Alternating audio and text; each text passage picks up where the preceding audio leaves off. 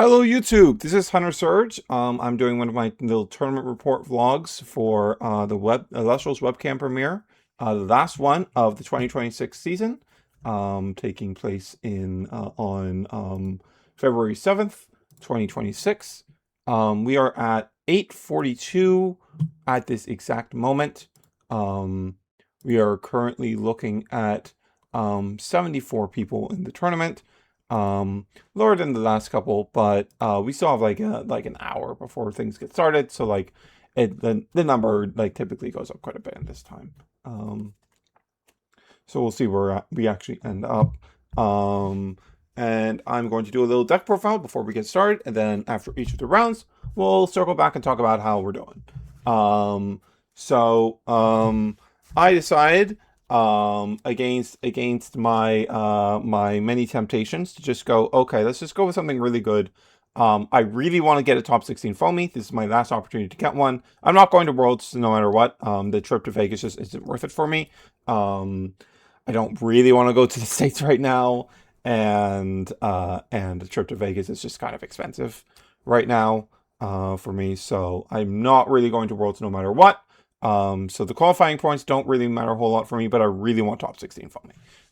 If I were to go to Worlds, I would want to be securing at least 20 points so that the LCQ so that at the LCQ I would only need to get top 16 to qualify. Yeah, we're playing fish, so basic fish package. Now we have three of both Afros. We have 3 Galaxy. This is one of the things that's really attractive about this deck, is that we're so heavy on water, so we can just easily run 3 Galaxy. And Galaxy is just such a potent tool for dealing with various boards, especially now that Rabbit is like, another 5 defenders are being not too uncommonly used again. 3 Big Narrows, of course, as the Rabbit part of the Rabbit package. Because we're already on Thunder, we're on Rabbit ourselves. For our Sentence of choice, we have Joblin and Zephyrog. These are the 2 I ended up liking the most after looking at it a lot. We have a couple more in the sideboard for more specific matchups. But for general use cases, I like Joblin and Zephyrog a lot. Joblin just enables us to get over basically anything. There's not much of anything that Joblin won't be able to get over, which is really, really nice. And getting us some extra draw power is also really, really valuable. That is one of the things that is strongest about this deck, that it has like way more draw power than any other deck in the format. And Joblin helps contribute to that as well. And then Zephyrog is just can, if we get up in an advantageous position, it can take us from a spot where like, okay, our opponent can maybe claw back in, to like, okay, our opponent cannot claw back in anymore. That's just the sort of thing hand rip does. It just puts you into a position where your victory is like hard lockdown. And I find that to be really powerful. It's why I was a big fan of the Lycavolt packages. Like the Lycavolt package was a lot while I was playing Thunderstorm last premiere. So yeah, that's what we're going to be rolling with. We are of course on 3 copies of Aphrodite. In the past, it wouldn't be uncommon to see like 2 Aphrodite, 3 foamy. But at current, the strongest turn 1 you can represent is original Aphros plus Aphrodite. And obviously, to represent that, there's no way for you to achieve that while searching for Aphrodite via foamy. So for that purpose, it is, if you want to maximize the odds of seeing that open, you need to max Aphrodite, and that's just all there is to it. We're on 2 Necklace of Aphrodite. I've been liking this quite a lot in my testing. It like allows us to be a lot more consistent. Going like being able to go like foamy, search for Aphrodite, put Necklace on it. Aphrodite, search for Champ Afros, go into Champ Afros. I now have, both of them are Afros, so we have 2 5s. Has felt very, very strong. Being able to go Galaxy while still being able to search for Champ Afros and go for a double summon 9 has also felt very, very strong. The heal is a nice little upside. It gives us some additional routes to find our 2-drops as well. It's just some really nice consistency that I like a lot. Has some nasty applications with the Waylance in the sideboard. And yeah. Um, as we will get into later, we are in Argo, so we are naturally on 2 copies of Necklace of Harmonia. Necklace of Aphrodite is also an Argo target, but typically we're going to be going for Necklace of Harmonia. Necklace of Harmonia also gives us some additional Nexus banks for Aphros to use, which is very nice. And the +5 attack can just be errantly useful to just ensure we get over whatever threat our opponent has represented, which can be quite nice. This is the slot I'm the most uncertain on, the 2 Ambros. A lot of people I'm testing with and who I respect the opinions of are on the Ambros, so like I'm going to err on the side of caution because I don't have quite as much testing as I would want to be like 100% confident on making this call. And I had to make some cuts I wasn't super happy with to fit this in. And I will be very unsurprised if I'm siding out the 2 Ambros a lot because it just doesn't do anything to contribute to the board state. And when I was testing without Ambro, I really didn't feel the lack of it. I mainly felt like the main thing where I would like want Ambro in when I was testing was that was to have more waters, and I am on more waters here than I was in that build I was testing. So I think it would have been fine anyways, but I just want to err on the side of caution, and we can side out of it if need be. 1 copy of Earthquake, good old boy, just hard removal. This is another part where I decided to acquiesce on the Ambrosias because, like, okay, this lets me be on Earthquake really safely, so like I'll relent on that. Then we have 3 Gorgon's Gaze. Actually, let's bunch these up because we do have the sideboard and spirit deck to display still.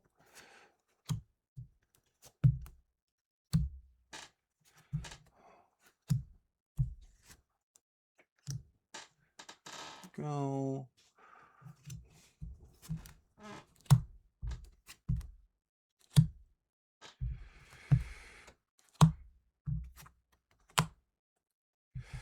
There we go. 3 Gorgons, very natural. It's Gorgon's Gaze.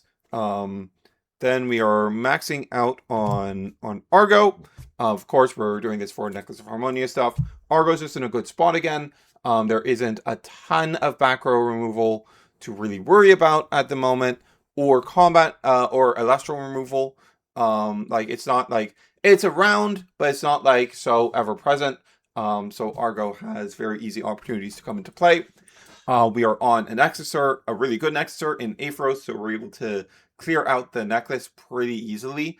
And Argo is just a card that that anytime it's viable and you can pull it off, it is like the most powerful counter in the game. Arguably stronger than Gaze in a lot of positions, because its ability to just reverse a combat scenario puts you in such an advantageous board state where it often wins you the game, lets you deal with threats without having to worry about a lot of the common issues that you might run into. It's just really, really, really powerful. And then for the rest of our counter rune lineup, we're on a lineup of 2 Pandora's Box, 2 PTA, 2 Shield. I was originally tinkering with a Like a Volt package in here, but ultimately the reason I decided to cut it is because, 1, I already had access to hand rip stuff via Zephrog if I wanted to. And 2, the bigger thing is that it was fitting in that stuff was really hurting my capacity to run the amount of counter runes I want to. I really wanted a super complete suite of counter runes that included Argo. So I'm very happy with this suite that we have ended up on here. Then for spirits, we have 3, 8,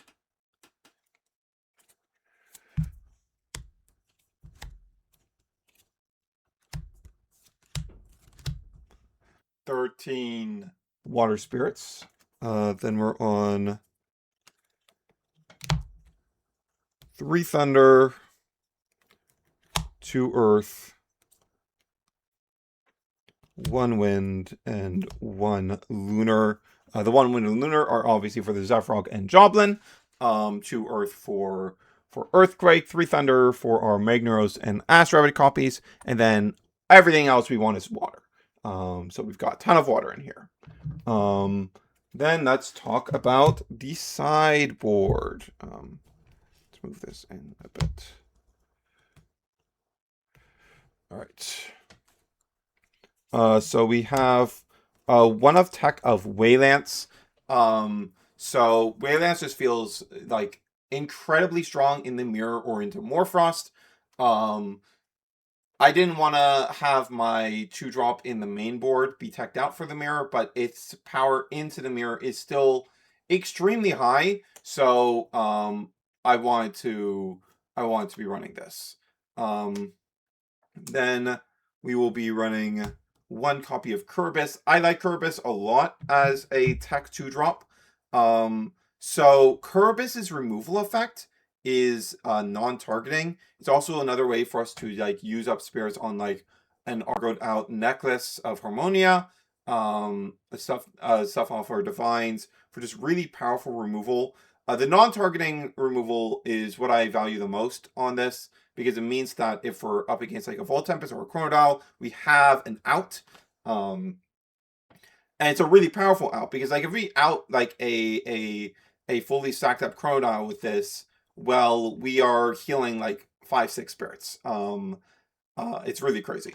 And similarly, similar application is that it's also really good at getting rid of Hermes. It's a really hard punish if like let's say we go turn 1 and we set up some fishes, and then our opponent's turn 1, they set up Hermes, they dump Aviolith, they put up their Hermes up to 6. If we then from there put up a Kerberos and pop their Hermes and heal 6, like we almost win the game on the spot. This removal option for Divines is really, really powerful into certain matchups. So I really value that on top of the removal of targeting protection guys. I've got 2 copies of Atlantis. I will probably bring this a lot into things that aren't the mirror. I didn't want to have it in my main because it's a bit too weak into the mirror. I maybe shouldn't have been running Joblin. I think it's a bit too late for me to be thinking about changing that. But because Joblin doesn't do anything into water enchanted stuff, of course.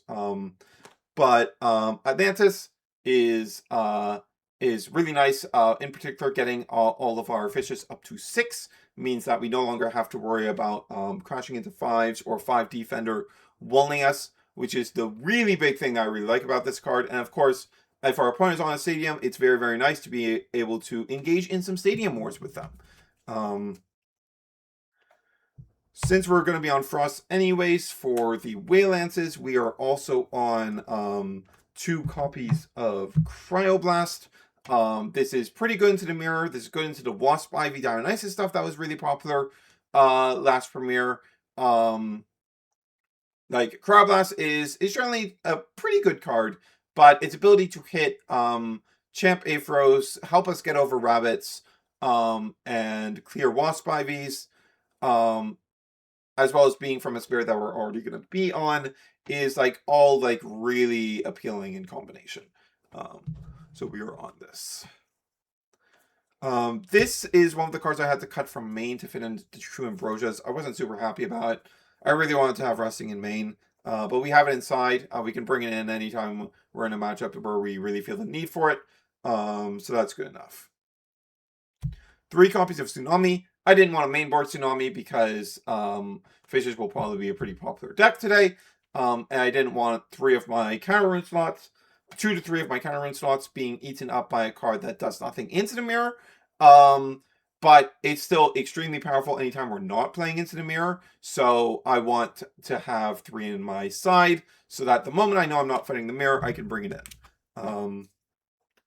Then for our counter rune customization in games 2 and 3, we have, let me move myself. There we go. We have our third copy of Pandora's Box, PTA, and Shield of Achilles. These are just here so that based on which is most effective into the mirror, or like in particular, if Argo is ineffective into a matchup, we can take out the Argos and the Necklace of Harmonias and go, okay, I can bring my counter rune lineup up to like 14, 15 counter runes if I want to. And I just have a lot of really solid replacement options to take out counter runes that are less effective. Like if Pandora's Box is less effective in a matchup, if PTA is less effective in a matchup, I have tons of options for taking them out and going for something else. So that's very, very strong. And then lastly, we have the 2 Flurmines that we need, obviously, to enable Waylance and Cryoblast.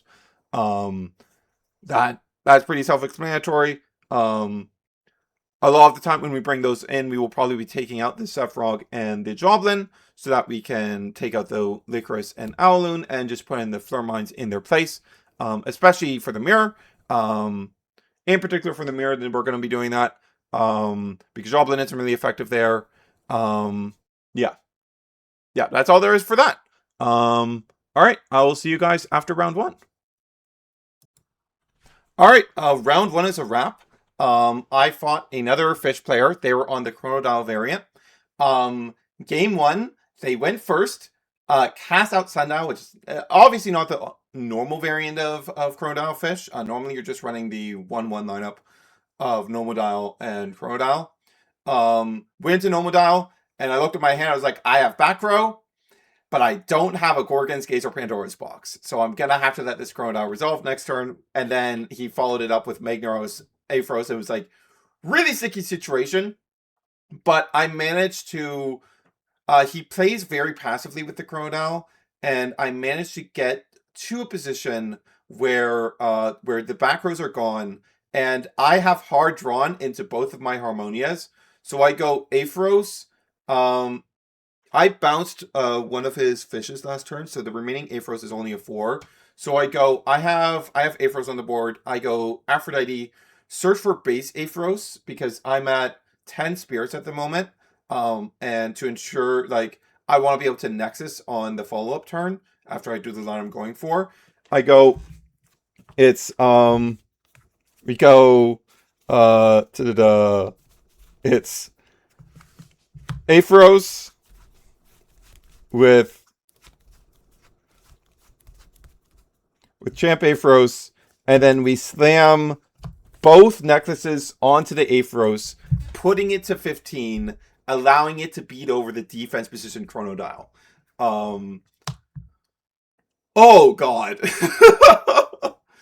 Dear Lord. So after that, we're able to P-box their Magneros that I bounced to their hand, paying off of the necklaces. So one of the necklaces is gone. We're at 1 spirit because we obviously had to pay the tax on both necklaces. And then next turn, we Nexus 2 over to Aphros. We re-enchant our last spirit. Champ Aphros beats over their Magneros champ, and then base Aphros swings in for 4, putting them to 0. Winning is the game. Jesus Christ. So game 2, I'm siding for that. Like, I'm like, okay, I know you're on Chronodile. I'm now gonna bring in my Kerberos. I'm also gonna bring in Waylance. And I'm going to bring in the 3rd Pandora's Box, so that I have the maximum amount of tools to stop your nonsense. And also the 4th card I sided in was Arresting, because Arresting is pretty good against fishes. I didn't have the space for 2 things to bring in, so I didn't want to bring in the Cryoblast, and there's always the possibility that Laurels can catch a Chronodile out if I clear out the rest of the board. We did end up going into Kerberos that game, but they never got to Chronodile. But we did go Kerberos, take out their Aphrodite, heal up 2, and continue to reinforce our board. We drew into both of our necklaces again, which was really annoying. But like when I drew into the Kerberos, I was like, okay, this means I have, even though I haven't seen Aphrodite at all, this means my Kerberos has two turns where I can just fire off its effect. without having to sacrifice any of my guys. So that was pretty great. And yeah, we won that pretty cleanly, 2-0. Better start than our last tournament, so hopefully this keeps up. All right, we're at the end of round 3. I forgot to report in after round 2. Round 2, I fought against Yoku on Zeus. I really should have had that. He kept top decking into the exact things he needed to answer my board state. I drew a Nexus in game 3, like the exact card after I needed it. If I saw the card earlier, I won the game. And the really annoying thing for me is that I really misplayed in game 1. Because early in the game, I used Zephyrog and was able to see his hand. So I knew Arclith was in there for the whole game. And then on the last turn of the game, I just didn't play around Arclith. I also just missed a bunch of Necklace of Aphrodite lines that I could have done that would have like made it much harder for him to mount any kind of comeback. Round 3, we fought against RBK Yu-Gi-Oh! On Morfrost. We just got the really good fish start, game 1, and Morphos has a really, really hard time against that. And then game 2, we get to bring in the funny whale. And the funny whale resolved, and we won the game. So that's how it goes. Yeah. I will be back after round 4, hopefully with another win. We are 2-1 right now. Goal is at least 5-2.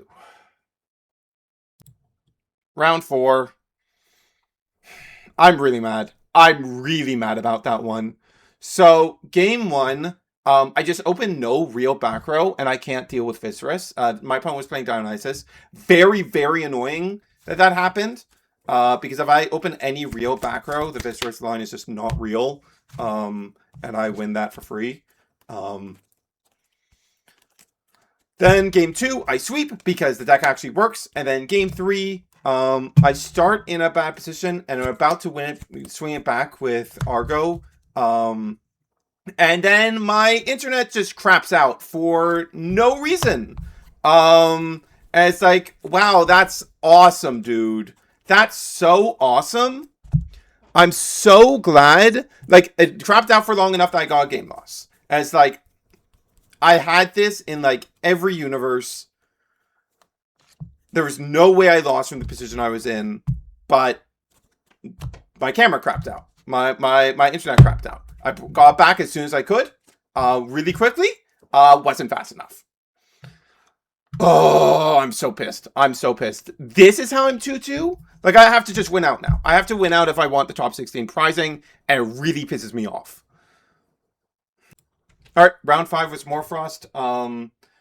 Game 2, when we went second, we just didn't open well enough to beat through. We came pretty close, but game 3 and 1 and 3 were just pretty clean sweeps.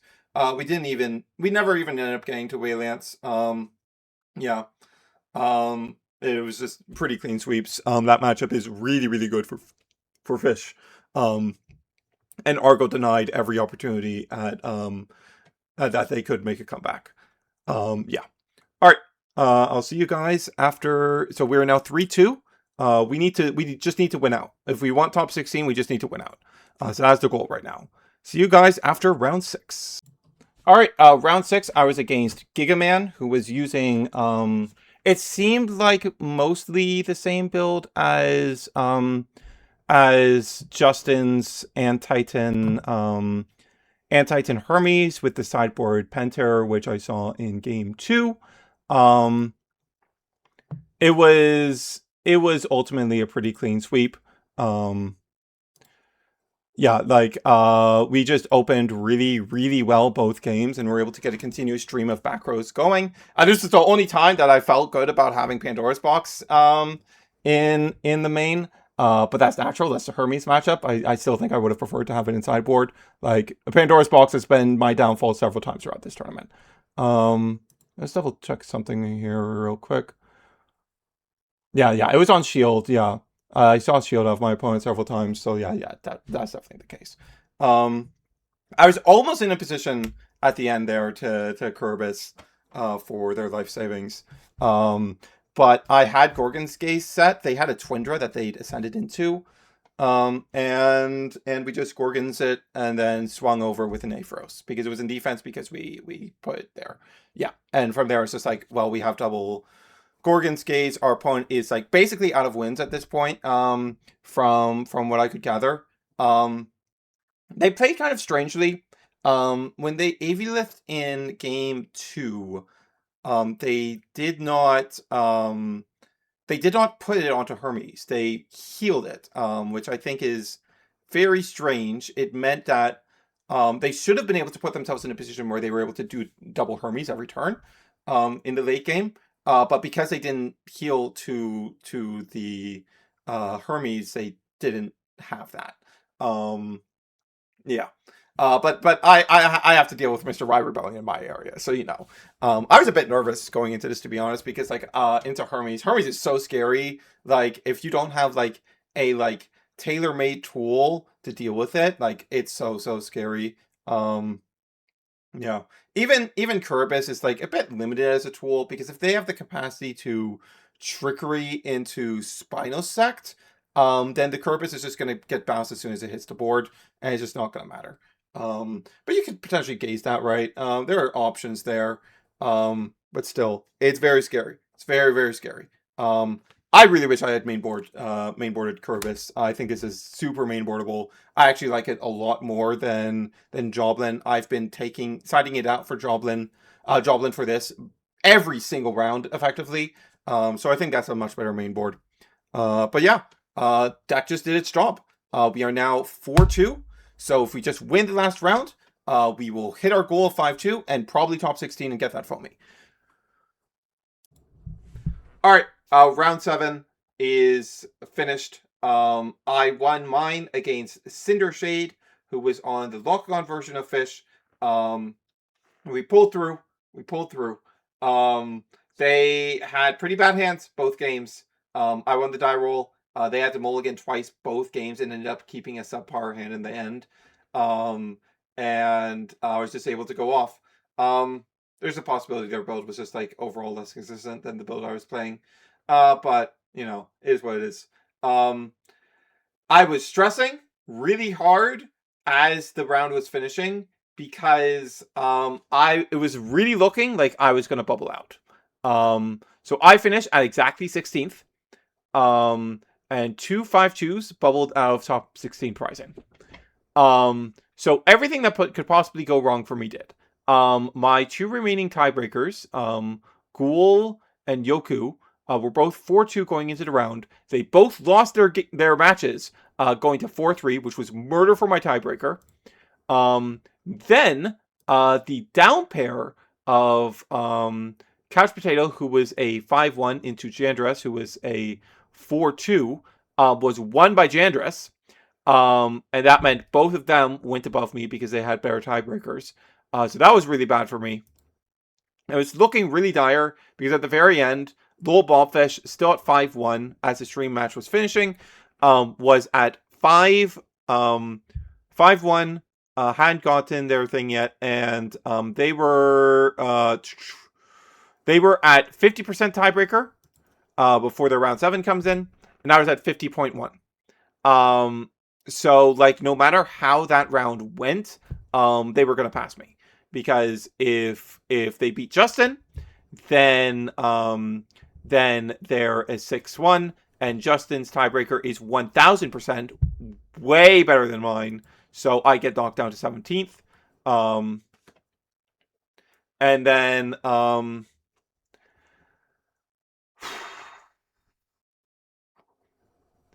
then if Bobfish loses, Bobfish's tiebreaker 100% goes up by the 0.1% they need to beat me.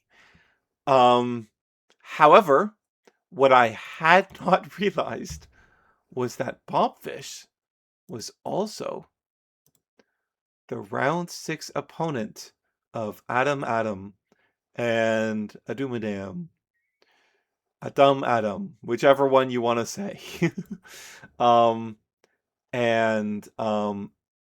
He had been right above me, directly above me, barely above me in tiebreaker percentage. And Lowell Bobfish losing dropped his tiebreaker enough that he dropped to 17th and I took 16th. I feel really bad for Adam. Like, the bubbling out top 16 sucks. It feels so bad. It happened to me like 5 or 6 times in Moonrise. It was awful. But hey, man, this was my last opportunity to get that foamy, so I'm really glad I was able to secure it. I really wanted to get at least one copy for like collector's reasons, and I didn't really want to. It's more like as a trophy. I want to be able to say, hey, I earned this card. I didn't want it by buying it. I wanted this to be a card, a top 16 foamy that I had earned by placing top 16. That's what I really wanted. And I managed to achieve that. Sorry, Adam, I had to sacrifice you in the process, but you have more than a playset of these things already. You don't need the help, and you're locked in for the stipend anyways. Like, this isn't gonna ruin that. So yeah. On the deck felt so good. The draw power is insane. The consistency is so good.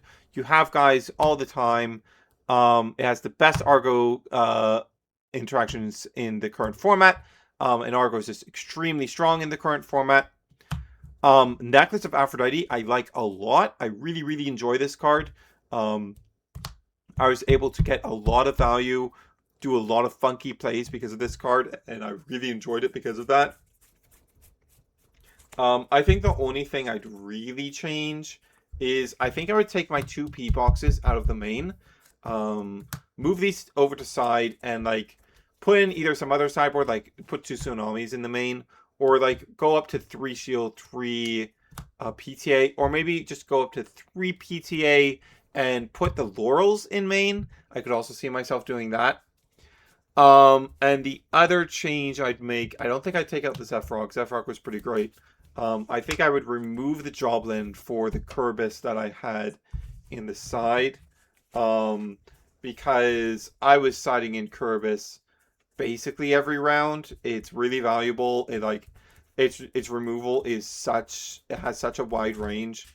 That I just basically always wanted it. I just always wanted access to it. Where the hell did I put it? I don't even know where I put the Kerbis. Wow. It's disappeared.